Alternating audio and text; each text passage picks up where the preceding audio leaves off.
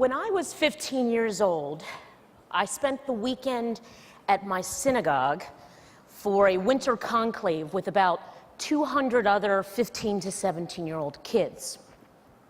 And the big event of the weekend was the hypnotist.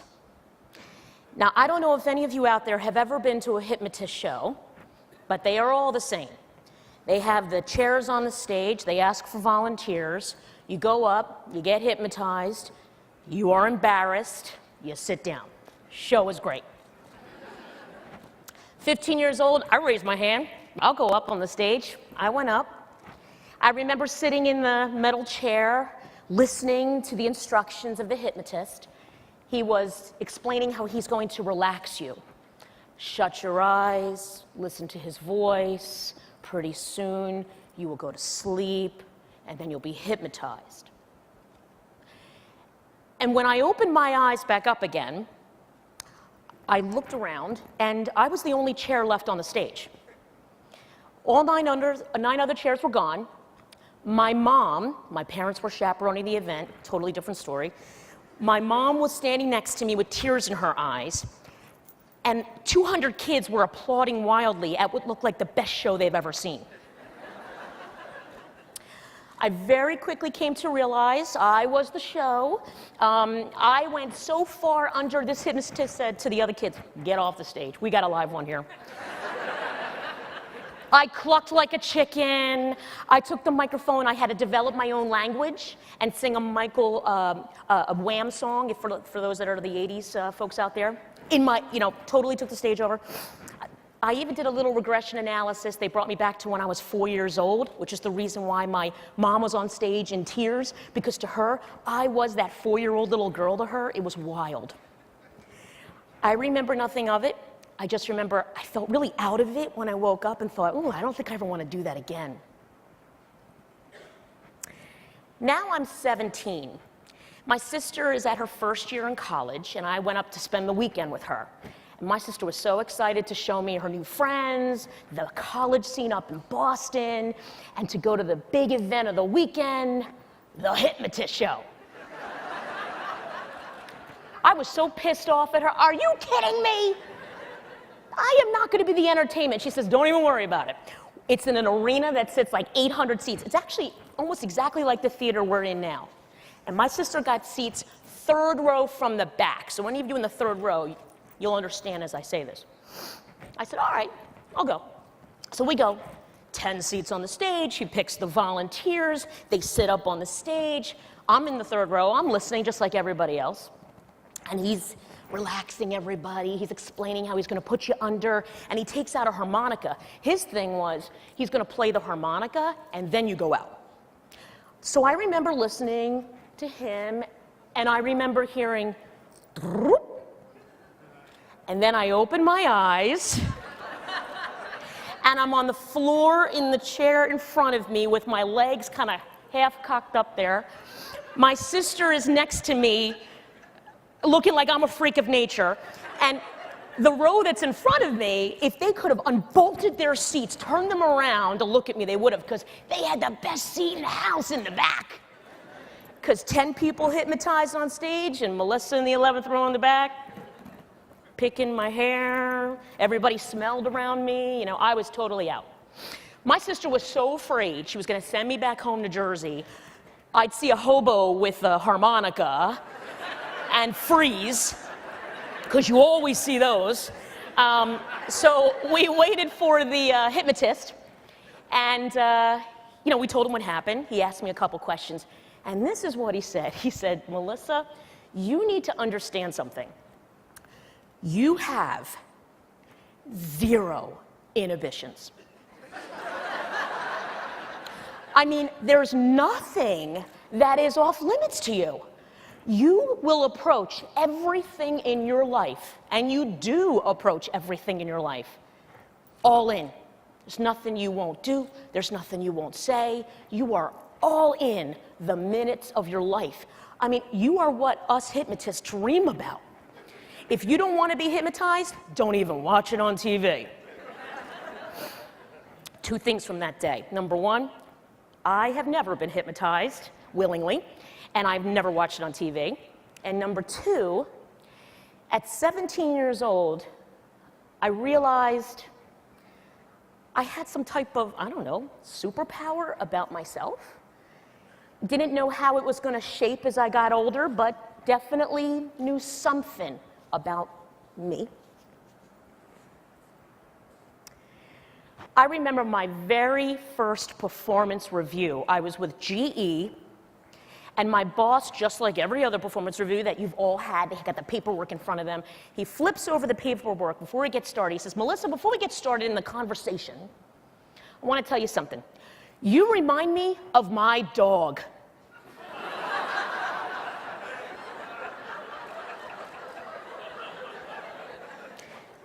I know what you're thinking, because you're thinking the same thing I'm thinking. I'll just pack my shit and get out of here. I'm done. But he very quickly said, please, let me explain. I'm a pet owner. I don't know if you're a pet owner, but I'm a pet owner. When I come home from work, my dog comes running up to me, and I'm telling you, that dog, it's all about me in that moment. I mean, the dog's not focused on the moment that passed. It's in the now. I'm rubbing his belly. We're talking. Oh, my God, it's so good to see you. And that dog is just, oh, I'm all about you. And when the moment's over and he goes on to eat or the bone, that's the next moment the dog is really into. Melissa, when you come into a situation, a problem, anything, you can see you are full in. You are so in that minute, that moment, and there's nothing that's off limits. You say what you see, you're in it. When I think about that, and as I thought about that experience for this talk, you know, he's right. He's absolutely right. I don't look at my life, I think, the way people typically do. I don't look at my life in compartments. So there isn't my friends, my work, my home, my family. It's just life. No matter who I'm with, it doesn't matter how high in the food chain it is. It doesn't matter if it's somebody that's giving me my Starbucks coffee. I'm me no matter where I am. And I say what I see when I'm me, no matter where I am. Now, that doesn't mean I just kind of walk up to, you know, who knows, man, that shirt is awful. You know, it's not like that. You have to build relationships. And I take a lot of pride in building really strong relationships. What I refer to as breaking bread. Meaning, when I approach a person to get to know them, I'm not asking surface questions. So I don't really, you know, how long have you been in J&J? 5 years, 10 years? Oh, that's very nice. Oh, what do you want to do? Oh, you're looking to be a manager one day? Oh, that's very nice. That's very nice. Oh, really? You went to school? You lived in a suburb? Oh, that's nice. That's not really knowing somebody. I want to know, when you went to college, what was your major? And if you didn't do it, why? What really pisses you off? When you're on vacation, what is it that you really want to do? Because while I'm having that discussion, and I am full in, that conversation with that individual, I'm nowhere but there in that minute. Because I'm thinking through the answers and finding the connection between me and the person in front of me. There's always a connection. There's always a connection, which really allows me to sort of say what I see and just be as radically real as I am standing here in front of you. In 2010, I was diagnosed with cancer. Really bad cancer. Not like it could be good, but bad cancer. Stage 3 breast cancer, out of nowhere. And for me, I was 40. My mom had cancer at 40. She was diagnosed. She went on chemotherapy, where she looked like shit, and then she died at 40. So to me, I kind of thought, this is going to be the same book. And as I started my journey with cancer and realized, things seem to be a little different than with my mom. And I'm not so sure the end of my journey, I'm going to die. And I thought, as I do with anything in sort of saying what I see, I thought maybe even something as taboo as cancer, people would be interested to share in my journey. And I put together an email that was titled Melissa Update. And at the time, I only sent it to about 10, 15 people, all walks of life. I was supporting a company group chairman, a couple of vice presidents, my boss, my colleagues, and I basically just started to say what I see in as authentic manner as possible. Raw, embarrassing, humorous, real way. I talked about things like chemotherapy. So, I thought chemotherapy, the one silver lining of me getting cancer, was I would finally be at my goal weight. I am going to be thin. Well, I gained weight, a lot of weight. Who does that? I gained 20 pounds. Well, I realized weight equals life with chemotherapy. I didn't know that. I thought maybe somebody else would find that interesting. I shared my journey of hair loss, which was the worst day of my life. It still is. The day that I lost control when my hair started to fall out and I had to go and get it shaved off. Hair loss that leads to other things that you didn't quite realize were important, like you don't have nose hairs anymore, so shit just falls out of your nose. You got no control. I gotta carry one of these. I'm like my grandparent, right? I'm only 44 and I'm already, it's ridiculous. By the time that year was done, all the things I had gone through, either people directly asking me, can you put me on these updates that I sent out every other month, or people being forwarded these updates. People were getting these Melissa updates. There was like 100 people on them. And then 7 months ago, my cancer came back, stage 4. So now it's terminal. There's no cure.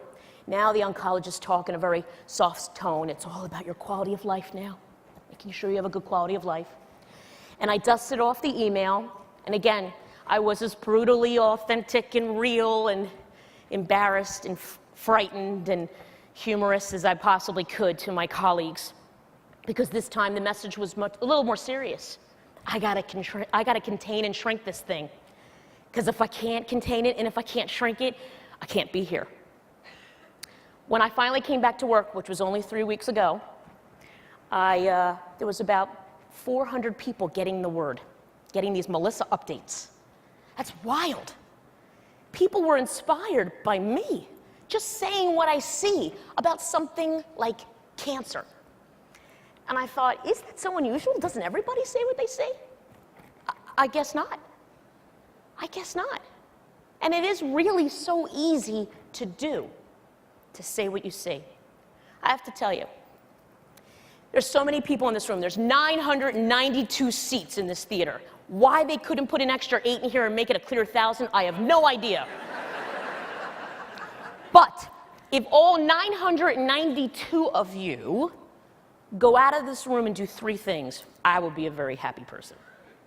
1, go break some bread. Go build some relationships. Don't ask those surface-feeding questions. Really get dirty. Get to know people. If you want to try that out, come break some bread with me. I would love it. I would love it. 2, say what you see. If you're sitting in a meeting, if you're just with a colleague, if you're with your boss, if you're with your kids, say what you see. Because when you say what you see, other people, it's like liberating to them. They kind of take it and they start saying what they see too, honestly. And lastly, most importantly, just be you. Be radically real, be embarrassing, be funny, be authentic, be you. You have one life. And who knows how long it's going to be for? I am living proof of that. Thank you.